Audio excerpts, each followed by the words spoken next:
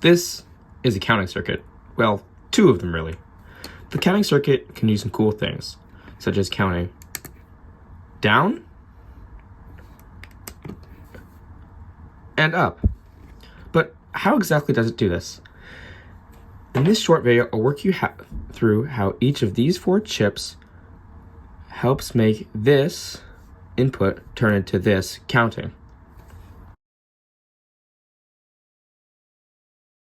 The first chip in the system is the NAND gate oscillator, over here. The NAND gate oscillator is powered by a 4511 quad input NAND gate. The circuit is started by this little button over here. The NAND gate oscillator works by generating a clock signal. How it works is this chip provides power to the capacitor over here. The capacitor then charges up. Once it reaches over halfway charged, 4.5 volts, then it will stop being charged by here and start discharging back into the chip. Once the capacitor is crossed back under 4.5 volts, going to low, it will be charged again. This creates a sort of like up and down waveform. The chip converts that into high-low, which is just a clock signal. This clock signal then flows to our next chip, the 4017.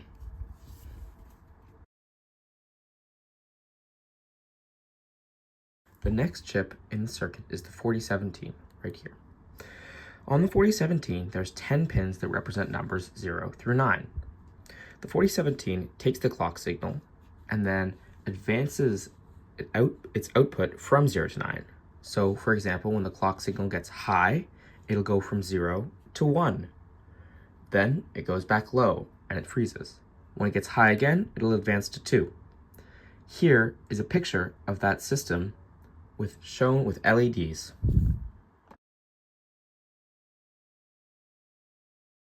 The next chip in the system is the 4510. The 4510 takes the output of the 4017 and converts it into 4-digit binary. On screen is a picture of how that circuit would look. The 4510 also allows us to count up and down. When this pin is connected to ground or to V++, it determines whether the circuit will be counting up or down. This is controlled by this switch right here.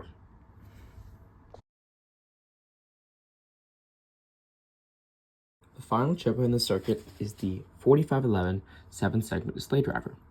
The 4511 takes the inputs from the 4510 in 4-digit binary form and converts it into outputs that can be plugged into a 7-segment display.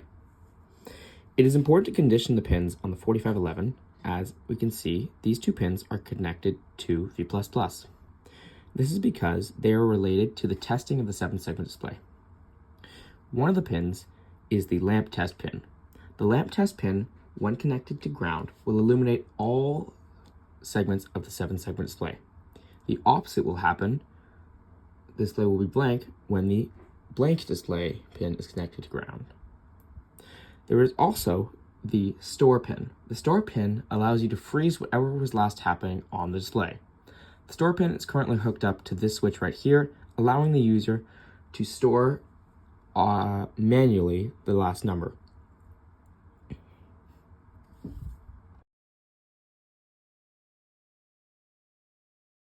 The final required element in this circuit is the 7-segment display. The 7-segment display is a display made out of 7 segments here.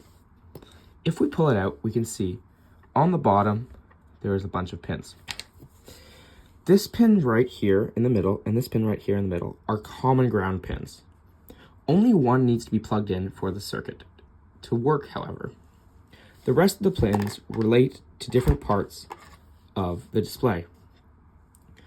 These outputs from the chip correspond to a specific pin on the display to eventually show numbers. If this is not done correctly, then the display will just show random gibberish.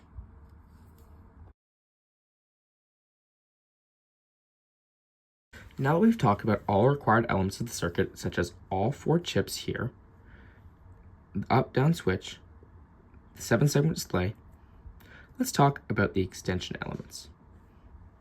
The extension elements are stuff that are not required in the original project, but I've decided that will make a meaningful difference in this project. There's already one we've talked about, which is the ability to hold the display on whatever it is. But the next extension is down here, variable speed. The clock signal is determined by the resistance of this resistor right here. In the original circuit, it's a 1 meg, and so here is a 1 meg. But this switch is also connecting us to a potentiometer, allowing us to control the resistance. This allows us to make the resistance higher or lower, and therefore the clock signal faster or slower, which will influence how fast numbers flash over here. Those are the buttons of the circuit, but I need to mention the most important one first. This is the power button. It starts the circuit in the beginning.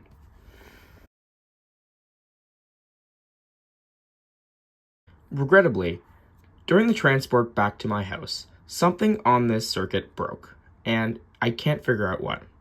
However, I do have some footage of it working. Please excuse the quality and my hand blocking most of the circuit.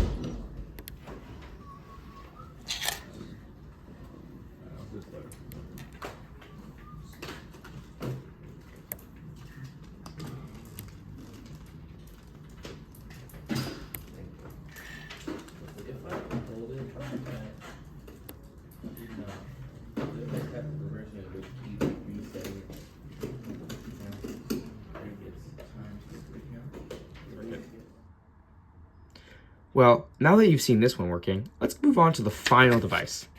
The final device is obviously a lot smaller than the prototype. As you can see, it's in this custom resin printed case made by Luke Casano right here. And in my opinion, it's very sleek and nice looking.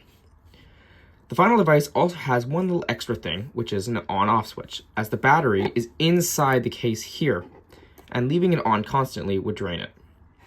This actually works. So if I press this, it will start counting. It has all the same chips as the other one, such as the 4011, 4017, 4510, and 4511, and also has it up-down. It also has the capacitor, as you can see right here. However, unlike the prototype, which uses a 470 microfarad capacitor, this one uses a 100 microfarad capacitor, mostly for size and because it fits nicely into the board. That was the counting circuit, my final project in grade 10. I'm really proud of it, how it turned out, and I think I did some great work.